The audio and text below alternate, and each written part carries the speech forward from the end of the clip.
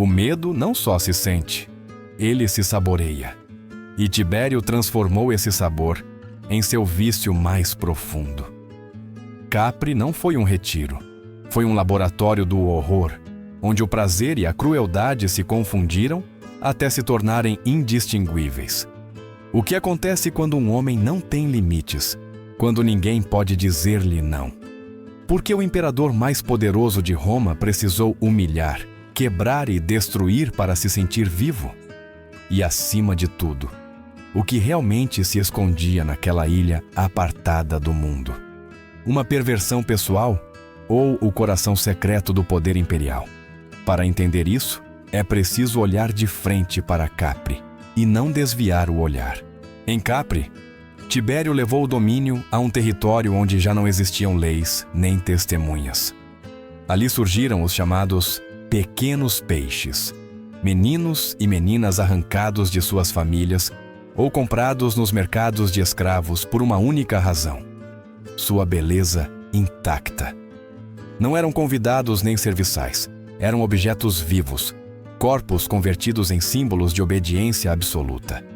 Sua função era simples e aterrorizante: nadar nus ao redor do imperador enquanto ele se banhava, mover-se com agilidade forçada, sorrir apesar do pânico, obedecer apesar do nojo. Aquele jogo, apresentado como uma excentricidade infantil, era na realidade uma coreografia do terror. Os pequenos deviam mordiscar, roçar, girar ao redor do corpo do imperador, como um cardume de peixes domesticados. Cada movimento era observado, avaliado, julgado. O medo não era um efeito secundário, era o ingrediente principal.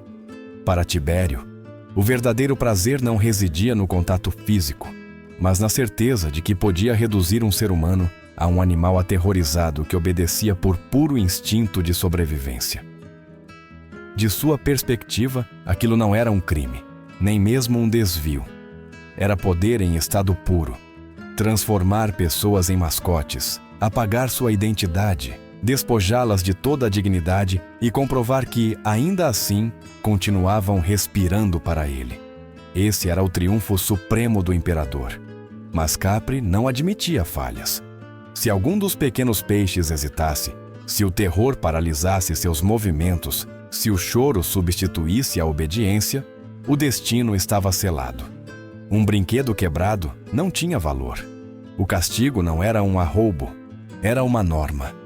Dos penhascos que rodeavam a vila imperial, aqueles que deixavam de divertir eram jogados no vazio sem cerimônia. Abaixo, entre as rochas, aguardavam marinheiros armados com ganchos e remos. Sua missão não era resgatar, mas assegurar que ninguém sobrevivesse. E se por acaso algum corpo despedaçado ainda mostrasse um sinal de vida, os golpes terminavam o trabalho. Capri funcionava como uma maquinaria precisa onde o prazer e a morte se sucediam sem interrupção, alimentando uma mente que exigia estímulos cada vez mais extremos. Vila Jovis erguia-se sobre Capri como um trono suspenso entre o céu e o mar. Dali, Tibério não só contemplava a paisagem, ele dominava a vida e a morte com um gesto mínimo. O penhasco, com mais de 300 metros de queda direta, não era um acidente geográfico, era uma ferramenta. Um final previsto dentro de um sistema que funcionava com uma frieza quase industrial. Os corpos que deixavam de servir ao imperador não desapareciam. Eram eliminados de forma exemplar. A queda era apenas o começo. Abaixo, entre as rochas afiadas e a ondulação, aguardavam marinheiros apostados com antecedência. Não estavam ali para socorrer, mas para confirmar. Ganchos, remos e golpes precisos garantiam que ninguém regressasse do abismo. Se algum corpo ainda se movia, era reduzido até o silêncio definitivo. Não havia improvisação nem compaixão. Era uma cadeia de produção desenhada para transformar o capricho em morte sem erros. Para Tibério, Vila Jovis não era uma residência, era uma fábrica. Ali o terror era fabricado, aperfeiçoado e repetido. Cada execução reforçava a mensagem. O imperador não tolerava a imperfeição, nem mesmo em suas vítimas. A crueldade não surgia da ira, mas da rotina. Matar não era um ato impulsivo, era um procedimento.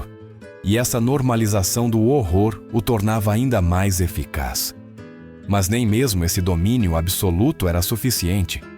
A mente de Tibério, presa em uma espiral de poder sem limites, necessitava de estímulos novos. A morte física já não bastava. O imperador buscava algo mais profundo, algo que sobrevivesse inclusive ao corpo.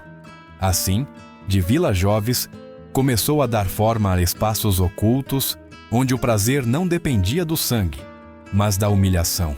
Capri deixava de ser apenas um lugar de extermínio para se converter em um cenário onde a alma humana era o verdadeiro objeto de destruição. Quando a morte deixou de surpreendê-lo, Tibério buscou um prazer mais duradouro: a vergonha. Em suas vilas de Capri, mandou construir estâncias secretas, conhecidas pelos serviçais como as Celariae. Não eram simples aposentos ocultos, eram cenários cuidadosamente desenhados para a degradação. Ali não se celebravam banquetes, nem se exibiam gestas militares. As paredes estavam cobertas de pinturas e esculturas trazidas da Grécia e do Egito, que representavam cada variação imaginável do ato sexual, sem pudor e sem limites. Nesse espaço fechado, o imperador sentava-se como um diretor de teatro macabro. Diante dele, homens e mulheres eram obrigados a reproduzir as cenas que os rodeavam. Não importava seu posto nem sua linhagem. Senadores, jovens nobres e escravos ficavam reduzidos ao mesmo nível, forçados a atuar sob o olhar frio do poder absoluto. A humilhação não era um dano colateral, era o objetivo central. Tibério não buscava o prazer dos corpos, mas o momento exato em que a dignidade se quebrava. O verdadeiro deleite surgia quando a vítima compreendia que não havia escapatória. Ver um jovem senador, educado na honra e na reputação, obrigado a deitar-se com um escravo, era para Tibério uma vitória total. Em um só ato, destruía o nome, o futuro e a alma. O corpo podia se recuperar, mas a vergonha permanecia. Essa era a diferença entre o castigo físico e o castigo perfeito. As Celariae transformaram a cultura em uma arma. A arte, a educação e o refinamento, símbolos da grandeza romana, foram retorcidos até se converterem em instrumentos de dominação.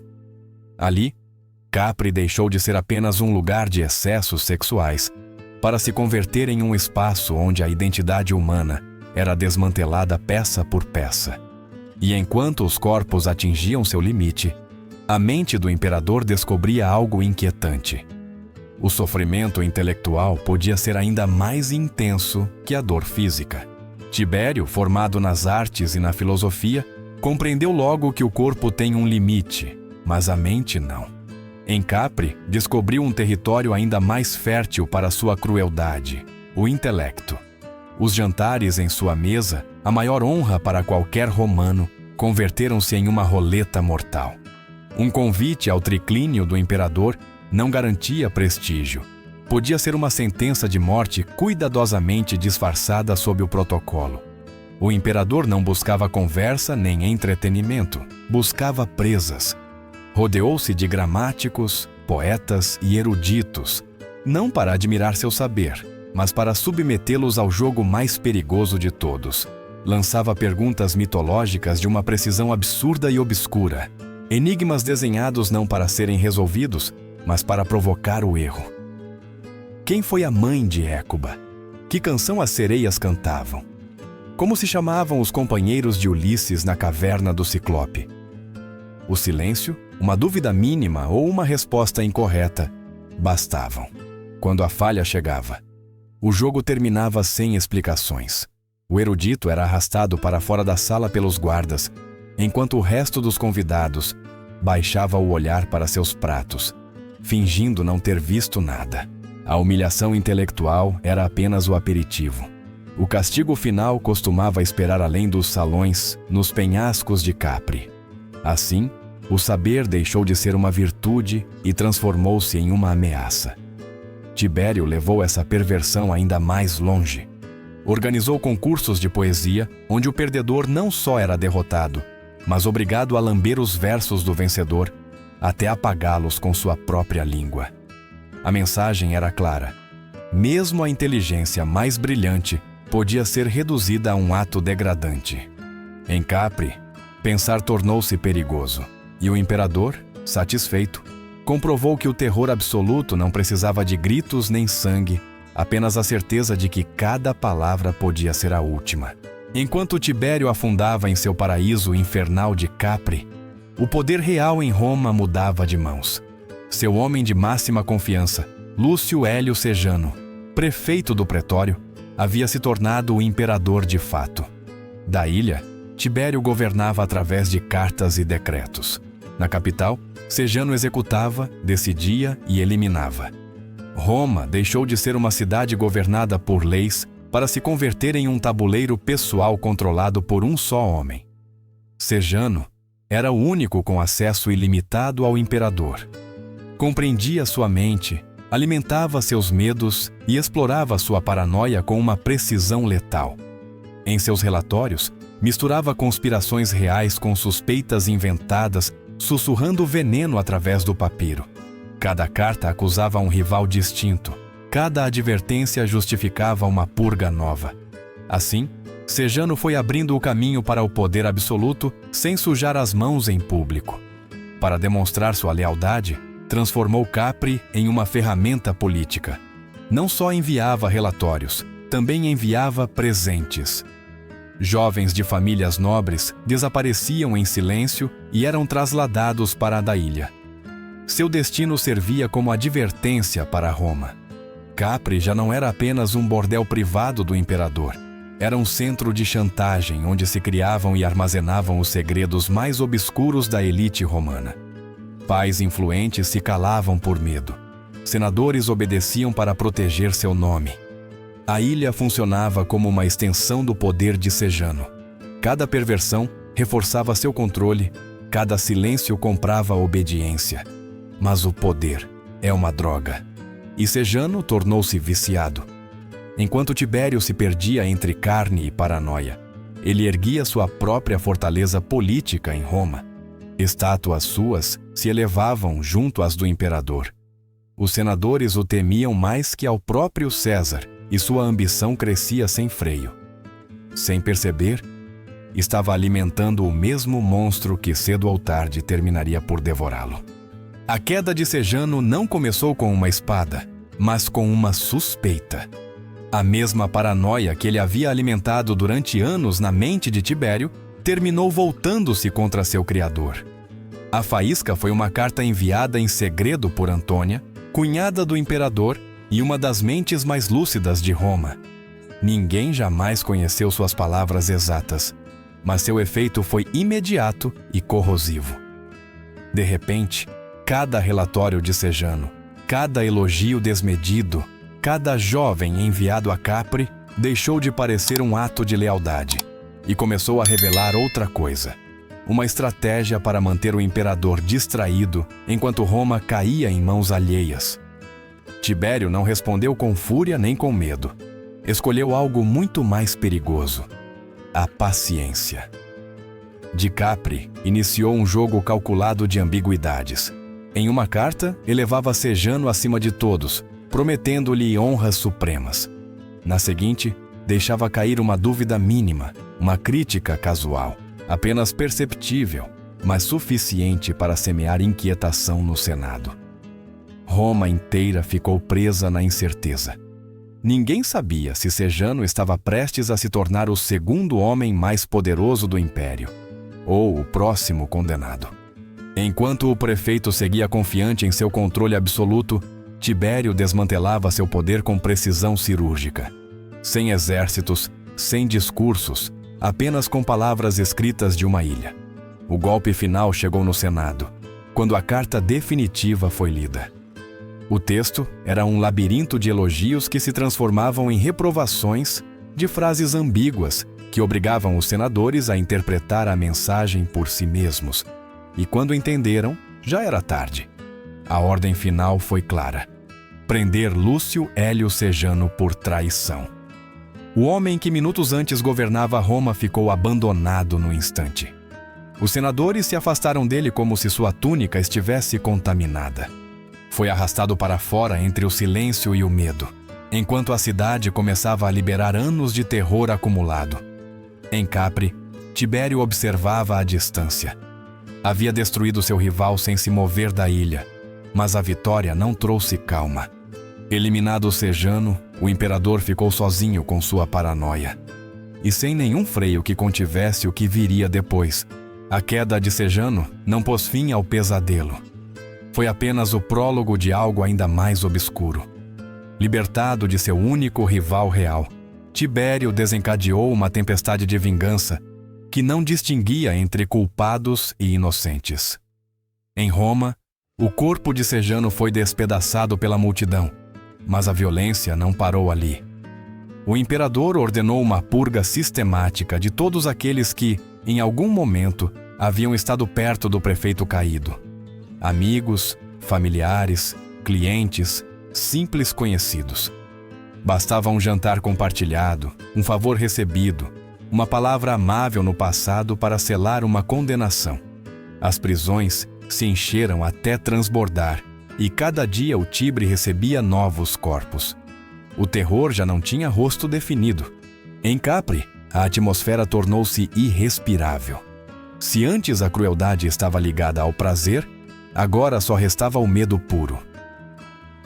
Tibério, segundo relatam as fontes, converteu-se em um recluso absoluto.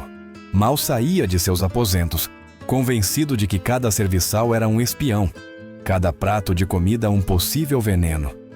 A ilha paradisíaca transformou-se em sua cela de luxo. As práticas que antes buscavam entretenimento transformaram-se em instrumentos de interrogatório. Obsessivo com a ideia de que muitos de seus antigos brinquedos haviam sido informantes de Sejano, Tibério o submeteu a tormentos inimagináveis para arrancar confissões. As carícias se converteram em queimaduras, os jogos em julgamentos mortais.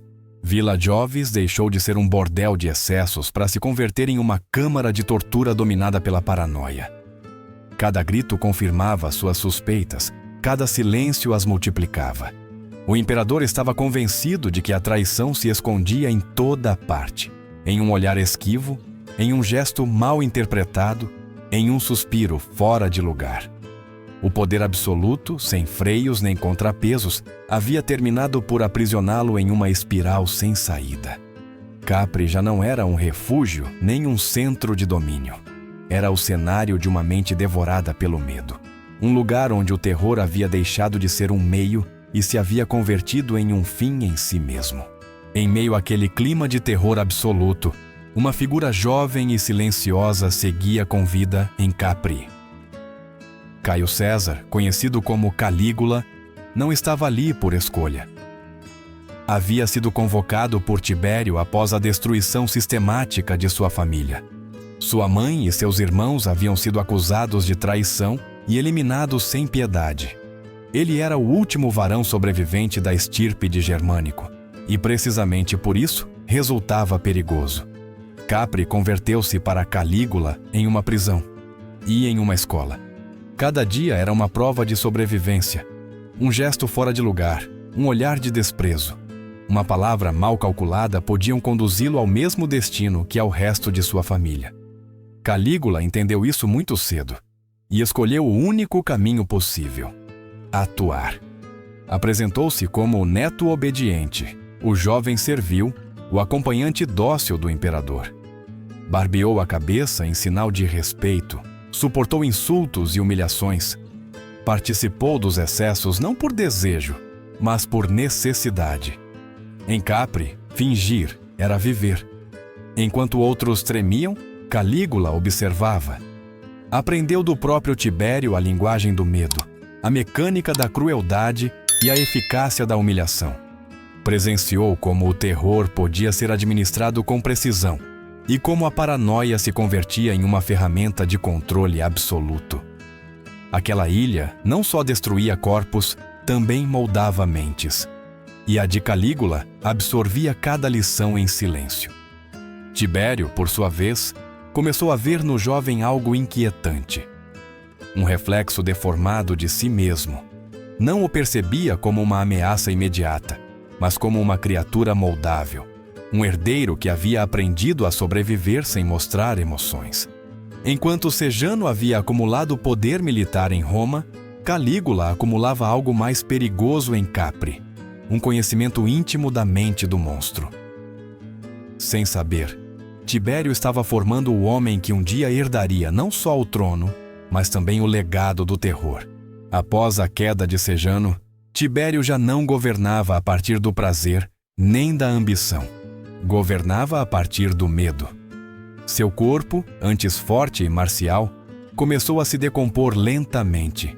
Chagas impossíveis de curar cobriam sua pele. Sua figura encurvou-se e seu rosto tornou-se tão grotesco que ele proibiu espelhos em seus aposentos. Ninguém podia olhá-lo diretamente durante suas crises sem arriscar a vida. O terror que havia infligido ao mundo refletia-se agora em sua própria carne. Capri deixou de ser um cenário de excessos e transformou-se em um lugar de espera. As orgias haviam cessado há muito tempo. A luxúria exige uma vitalidade que Tibério já não possuía. Os pequenos peixes já não nadavam em suas piscinas. Os corredores de Vila Jovis ficaram mergulhados em um silêncio mais inquietante que qualquer grito do passado. Era o silêncio da paranoia absoluta, de um homem convencido de que cada serviçal era um assassino em potencial, e cada refeição, uma tentativa de envenenamento. Os julgamentos por traição converteram-se em sua única distração. Já não torturava por prazer, mas para confirmar seus delírios. Um simples pescador que ousou escalar o penhasco para oferecer-lhe um peixe foi castigado de forma exemplar. Tibério ordenou que lhe desfigurassem o rosto, esfregando-o com sua própria captura, até desfigurá-lo por completo. Quando o homem, entre gemidos, agradeceu por não ter trazido a enorme lagosta que também havia pescado, o imperador mandou trazê-la e usá-la para dilacerar o que restava de seu rosto. Não era crueldade impulsiva, era terror sem sentido, nascido do pânico. Isolado, doente e consumido pela suspeita, Tibério tornou-se um prisioneiro de luxo na ilha que ele mesmo havia transformado em inferno. Havia destruído seus inimigos, sua família e Roma, e agora só lhe restava enfrentar sua própria mente. Capri já não era seu reino, era sua cela. E enquanto o velho imperador se apagava lentamente, uma presença jovem continuava observando em silêncio, esperando o momento em que o monstro, finalmente, deixasse de respirar. Nos últimos dias, o império inteiro prendia a respiração sem sabê-lo. Tibério, frágil e consumido, parecia aproximar-se do fim. Seu corpo mal respondia e sua mente oscilava entre delírios e breves lampejos de lucidez. Na vila onde havia decidido se retirar para morrer, os médicos sussurravam prognósticos, os serviçais caminhavam com medo e o poder já começava a mover-se em silêncio. Calígula e o prefeito Macron entendiam que o momento mais perigoso não era a morte do imperador, mas o instante que a rodeava. Quando Tibério parou de respirar, o médico confirmou o evidente. A notícia se espalhou como uma descarga elétrica. Por um momento, ninguém se atreveu a reagir. Em seguida, a máquina se pôs em marcha. Mensageiros partiram, ordens foram seladas, alianças foram ativadas. Calígula começou a receber felicitações e gestos de submissão. O tirano havia morrido. O império tinha um novo amo. Mas a celebração durou pouco. De repente, um serviçal irrompeu na estância com o rosto desfigurado. Tibério havia despertado. Seus olhos estavam abertos. Havia pedido comida. O pânico congelou o cômodo. Os sorrisos desapareceram. As mãos tremeram. Se o imperador sobrevivesse, a vingança seria imediata e total. Ninguém duvidava disso. Nesse instante, todos eram homens mortos. Foi então que Macron agiu. Enquanto os demais fugiam do quarto, ele entrou sozinho.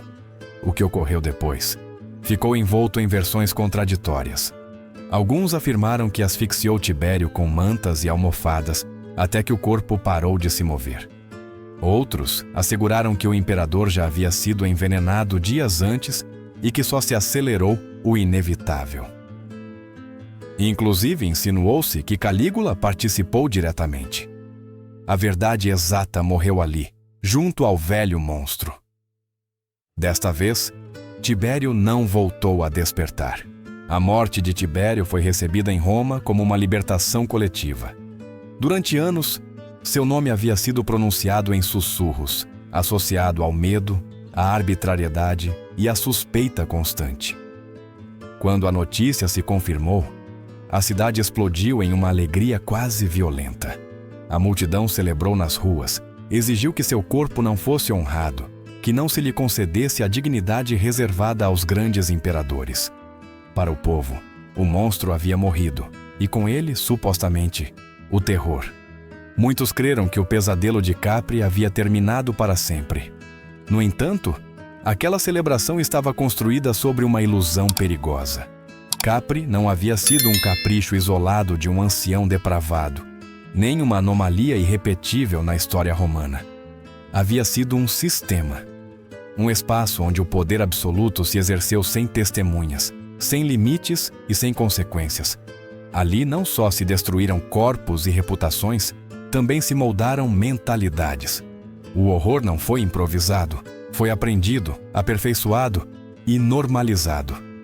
Enquanto Roma olhava para o outro lado, crendo que o imperador havia se retirado do mundo, o terror estava se refinando. Nesse contexto, emergia Calígula, o jovem herdeiro que muitos viam como uma esperança. Filho do admirado germânico, carismático, aparentemente distante do velho tirano. Representava para o povo uma ruptura com o passado. Mas Capri havia sido seu lar durante anos. Ali havia observado, calado, cada mecanismo do medo. Havia aprendido que o poder não necessita de explicações, apenas de obediência. Havia compreendido que a crueldade, quando exercida sem freio, não debilita o governante, mas o isola e o torna temido. O aprendiz não havia sofrido Capri como uma vítima passiva, mas como um espectador atento. Por isso, a morte de Tibério não significou o fim do horror, mas sua transformação. O inferno não foi destruído, simplesmente mudou de forma e de rosto. O que havia sido um laboratório oculto em uma ilha estava a ponto de se trasladar ao centro do império. Roma celebrava sem entender que o legado mais perigoso de Tibério não eram seus crimes, mas a lógica do poder que havia imposto. Um poder que não admite limites e que, uma vez aprendido, é impossível de esquecer. A história de Tibério obriga a se olhar além do indivíduo. Não se trata apenas de um imperador corrompido pela perversão, mas de uma pergunta incômoda sobre a natureza humana e o poder absoluto. Foi Tibério um monstro excepcional ou simplesmente um homem a quem nunca se negou nada? O poder o corrompeu, ou apenas lhe permitiu mostrar o que sempre esteve ali? Talvez a verdadeira lição seja esta: quando não existe ninguém capaz de dizer não, o horror não é uma possibilidade, é uma consequência inevitável. A história de Tibério não pertence apenas ao passado. Permanece viva porque funciona como um espelho incômodo que nenhuma época consegue quebrar por completo. Cada geração prefere acreditar que superou os excessos do poder absoluto, que a distância do tempo transforma aqueles horrores em anomalias irrepetíveis. Mas o espelho continua ali, devolvendo a mesma pergunta com uma calma perturbadora. O que o poder faria se ninguém pudesse detê-lo? E o que um homem faria se descobrisse que não existe nenhuma consequência para seus atos? Capri foi o lugar onde essa pergunta deixou de ser abstrata. Ali se provou, passo a passo, até onde pode chegar um sistema quando o medo é normalizado.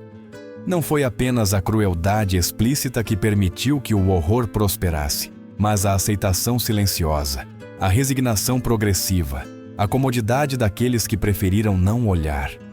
O terror não avançou de repente, deslizou lentamente, disfarçado de costume.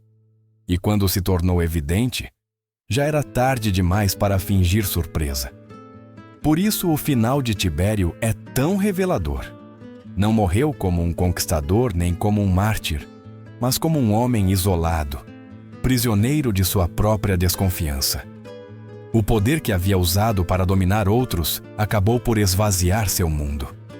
Sem amigos reais, sem certezas, sem um único gesto sincero ao seu redor, ficou reduzido a uma figura temerosa que suspeitava até mesmo daqueles que lhe traziam comida. O medo que havia imposto retornou, amplificado, para acompanhá-lo até o último instante. Esta é a paradoxo central de seu legado. O poder absoluto promete controle, mas produz fragilidade. Promete segurança, mas engendra paranoia. Promete grandeza, mas conduz à solidão. Tibério creu governar à distância, mas na realidade foi apagando a si mesmo do mundo. Capri não foi seu refúgio. Foi o lugar onde o imperador deixou de existir como ser humano e se tornou unicamente uma função do terror. Olhar esta história de frente implica aceitar que o problema não foi apenas Tibério. Foi a ausência de limites, a falta de freios reais, a comodidade de uma estrutura que permitiu que tudo ocorresse longe do olhar público. Quando o poder se concentra e se isola, quando se torna opaco e deixa de prestar contas, não precisa justificar-se, simplesmente age. E nesse ponto, qualquer sociedade corre o risco de repetir a mesma lição sob outro nome. Talvez por isso a história continue incomodando, porque não oferece um final tranquilizador. Não assegura que o mal sempre será castigado a tempo, nem que a troca traga automaticamente algo melhor. Apenas deixa uma advertência clara. O verdadeiro perigo não é o tirano evidente, mas o momento em que deixamos de vigiar o poder, porque acreditamos que já o conhecemos. Quando isso ocorre, o espelho volta a se colocar diante de nós, e a imagem que devolve raramente é agradável.